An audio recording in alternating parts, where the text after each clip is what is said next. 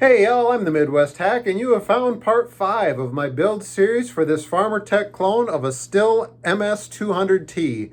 In this video, we'll be getting the flywheel and the coil put on. Let's get to it. Alright, going over the parts we need for this step. The ignition coil bag. The ignition coil is the last thing left in there. We need that. The flywheel comes in its own bag. And inside that is another small bag.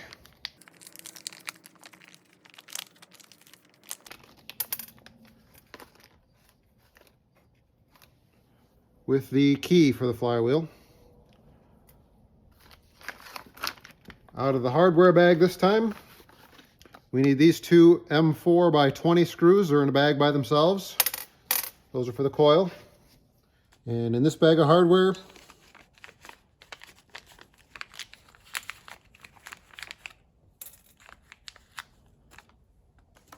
we have the flywheel nut. There's also a little spring washer included there that seems to fit that, but the Stihl parts catalog or service manual don't tell you to use that, so I'm not going to. For tools, I've got the T27 and a torque wrench with a 13 millimeter. That is set at 18.5 foot-pounds or 25 Newton meters. First thing I'm going to do is install the key in the crankshaft.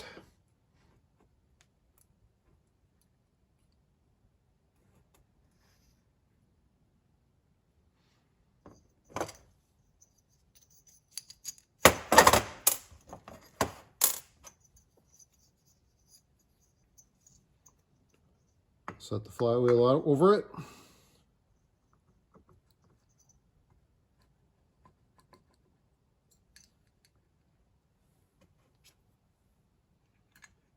And the nut.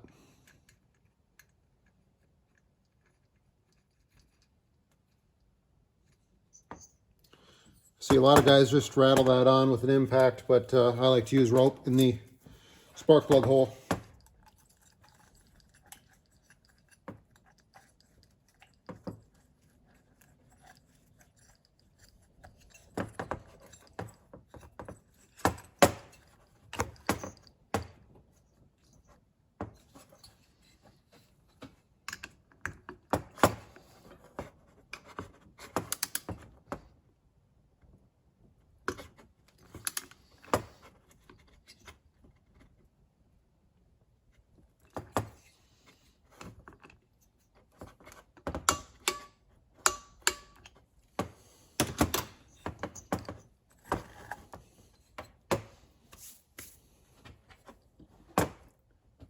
Next, we'll get the coil threaded back onto the spark plug wire.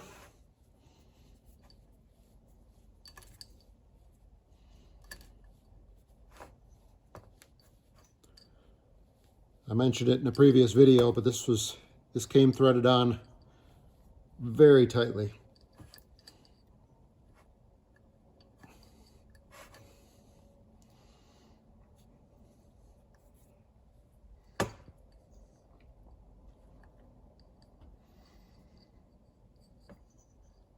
I didn't mention it before because these were already in place, but before you put the flywheel on, make sure that your two wires, the plug wire and the short circuit wire, are routed through that slit in the case.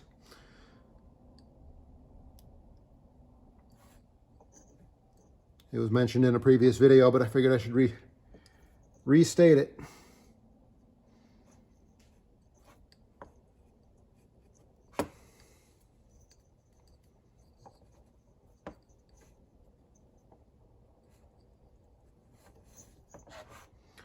Plug the short circuit wire into the coil and route it through the tabs here to keep it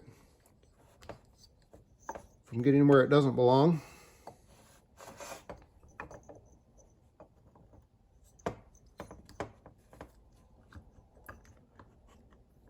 Guide this down in.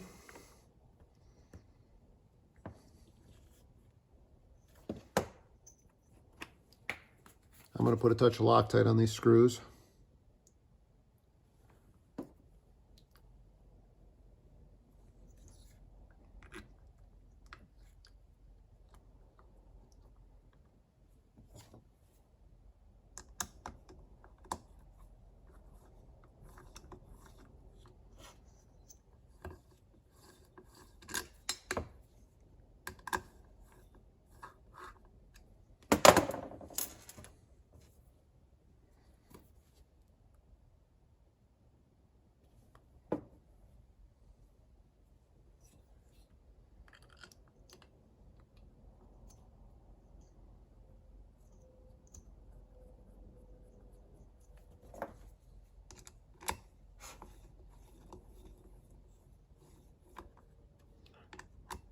just a little bit snug for now.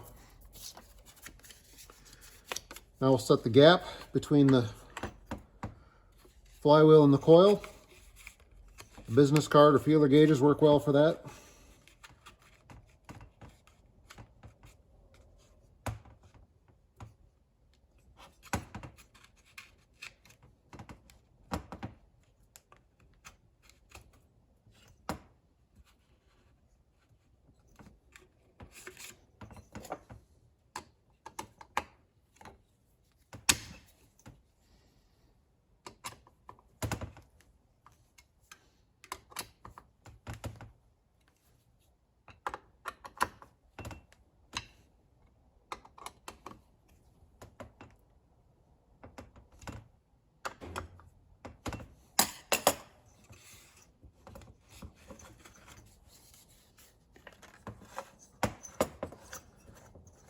Spin the flywheel all the way around to make sure it doesn't touch. And that's it.